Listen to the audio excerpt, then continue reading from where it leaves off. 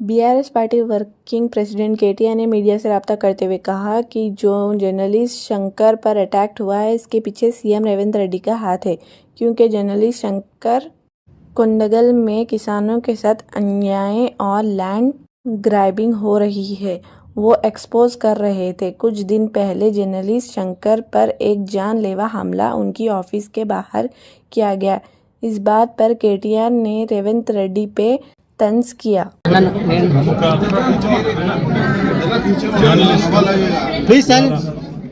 Digital మీడియాలో నిర్భయంగా నిజాలు చెప్తూ ప్రభుత్వాన్ని నిలదీస్తూ ప్రజల పక్షాన మాట్లాడుతున్న సోదరుడు శంకర్ గారి మీద ఈ ప్రభుత్వం ముఖ్యంగా కొడంగల్ మీద, కొడంగల్లో రైతులకు జరుగుతున్న అన్యాయం మీద ఆయన నిలదీసిన విధానాన్ని జీర్ణించుకోలేక వాళ్ళ ప్రశ్నించే గొంతుల్ని నొక్కాలని, ప్రజాస్వామ్యంలో కనీసం ప్రశ్నించే వాళ్ళు ఎవరు ఉండకూడదనే ఒక ఆలోచనతో ఒక పూర్తి స్థాయి పకడ్బందీ ప్రణాళికతో రెక్కీ చేసి కాంగ్రెస్ నాయకులే, హస్తినాపురం డివిజన్ సంబంధించిన కొంతమంది కాంగ్రెస్ నాయకులు, అదేవిధంగా రేవంత్ రెడ్డికి అత్యంత సన్నిహితంగా ఉండే మరికొంతమంది కాంగ్రెస్ నాయకులు వాళ్ళే స్వయంగా రెక్కీ చేసి మరి 11 గంటల 10 నిమిషాలకు అర్ధరాత్రి కావాలని కొంతమంది ప్లాన్డ్గా అమ్మాయిలను అడ్డం పెట్టి ఒక దొంగ కేసు బనాయించి హత్యాయత్నాన్ని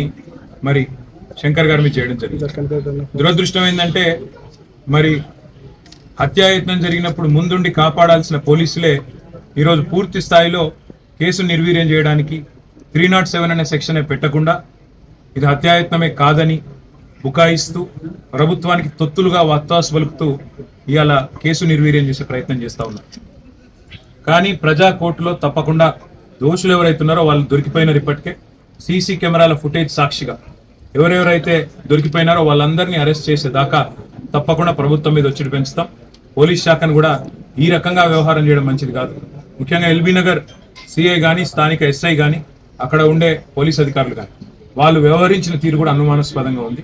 తప్పకుండా శంకర్ గారికి న్యాయ పోరాటంలో అండగా నిలబడతాం. నిజం బయటికి వచ్చేదాకా ఆయన మీద చేసిన హత్యా ప్రయత్నం ఎవరు చేసినారో, సూత్రధారులు ఎవరు, పాత్రధారులు ఎవరు, వాళ్ళందరినీ కూడా న్యాయపరంగా వాళ్ళని శిక్షించేదాకా వదిలిపెట్టాం. ఒక్క శంకర్ను బెదిరిస్తాం, ఆయనను హత్యాయత్నం చేసి ఏదో అడ్డుకుంటాం, నోరు మూపిస్తాం, గొంతు నొక్కుతామంటే 100 మంది శంకర్లు తయారవుతారు. ఎందుకంటే ఇది డిజిటల్ మీడియా ప్రపంచం.